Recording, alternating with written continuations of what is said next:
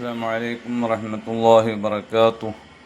بسم الله والحمد لله والصلاة والسلام على رسول الله وعلى آله وأصحابه الفائزين برضا الله أما بعد. ഫിഖ്ഹ് പാഠം 243. സുജൂദിൽ 7 അവയവങ്ങൾക്ക് പുറമെ ഒരു അവയവം കൂടി നാം നിലത്തു വെക്കാറുണ്ട്. അഥവാ മൂക്ക്. അങ്ങനെ മൂക്ക് സുജൂദിൽ നിലത്ത് വെക്കുന്നതിൻ്റെ ഹുക്മെന്താണ്? അത് നിർബന്ധമുണ്ടോ? മൂക്ക് നിലത്തു വെച്ചില്ലെങ്കിൽ സുജൂദ് സ്വഹീഹാവാതിരിക്കുമോ? അഭിപ്രായ വ്യത്യാസങ്ങൾ എമ്പാടും ഉള്ള ഒരു വിഷയമാണ് അത്. എങ്കിലും മഹാനായ ഇമാം നവവി റളിയല്ലാഹു തആല അൻഹു ശർഹുൽ മുഹദ്ദബിൽ വഅമ്മൽ അൻഫു ഫമദ്ഹബുനാ അന്നഹു ലാ യജിബു സുജൂദു അലൈഹി ലാകിന്നഹു യുസ്തഹബ്ബു എന്ന് രേഖപ്പെടുത്തിയത് കാണും. മൂക്ക് സുജൂദിൽ നിലത്തുവെക്കൽ നമ്മുടെ മദ്ഹബ് പ്രകാരം നിർബന്ധമില്ല, സുന്നത്താണുള്ളത്. അപ്പോൾ അബൂ ഹനീഫ ഇമാമിനെ പോലെയുള്ള ചില ഇമാമിയങ്ങൾ, മാത്രമല്ല നമ്മുടെ മദ്ഹബിൽ തന്നെയും ചില ഇമാമിയങ്ങൾ മൂക്ക് നിലത്തുവെക്കൽ നിർബന്ധമാണ് എന്ന് അഭിപ്രായം പറഞ്ഞവരുണ്ട്. പക്ഷേ മദ്ഹബിൽ പ്രബലമായിട്ടുള്ളത് മൂക്ക് വെക്കൽ നിർബന്ധമില്ല എന്നാണ്.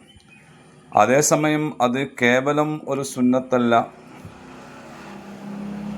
ഖിലാഫ് ശക്തമായി ഉള്ളതുകൊണ്ട് വളരെ പ്രധാനപ്പെട്ട സുന്നത്താണ് സുജൂദിൽ മൂക്ക് വെക്കുക എന്നുള്ളത് എന്ന് ഫത്ഹുൽ മുഈനിൽ നമുക്ക് കാണാൻ സാധിക്കും. വയുസന്നു ഫി സുജൂദി വദഉ അംഫിൻ ബൽ യതഅക്കദു.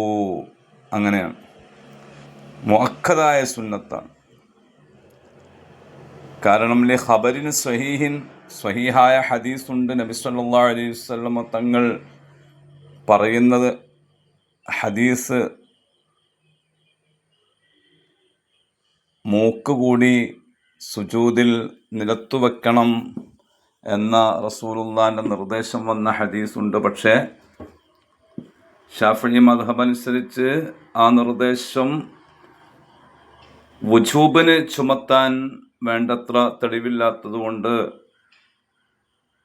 കർമ്മശാസ്ത്ര പണ്ഡിതന്മാർ അത് സുന്നത്താണ് എന്ന് പഠിപ്പിച്ചു. പക്ഷേ മുഅക്കദായ സുന്നത്താണ്. മുഅക്കദായ സുന്നത്താണെന്ന് വരുമ്പോൾ സുജൂദിൽ മൂക്ക് വെക്കാതിരിക്കുന്നത് കറാഹത്താണ് എന്നുകൂടി മനസ്സിലാക്കണം.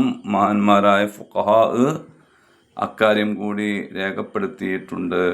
അപ്പോൾ സുജൂദ് ചെയ്യുമ്പോൾ മൂക്ക് നിലത്തു വെക്കാതിരിക്കുന്നത് കറാഹത്താണ്, മുഅക്കദായ സുന്നത്തിന് വിരുദ്ധമായ ഒരു കാര്യമാണ്, സുജൂദിൻ്റെ പരിപൂർണതയെ ബാധിക്കുന്ന ഒന്നാണ് എന്നുകൂടി മനസ്സിലാക്കുക. അല്ലാഹു സുബ്ഹാനഹു വ തആല സുന്നത്തുകളൊക്കെ കൃത്യമായി മുറുകെ പിടിക്കാനുള്ള മഹാഭാഗ്യം നമുക്കെല്ലാവർക്കും പ്രദാനം ചെയ്യട്ടെ. ആമീൻ. അസ്സലാമു അലൈക്കും വറഹ്മത്തുള്ളാഹി.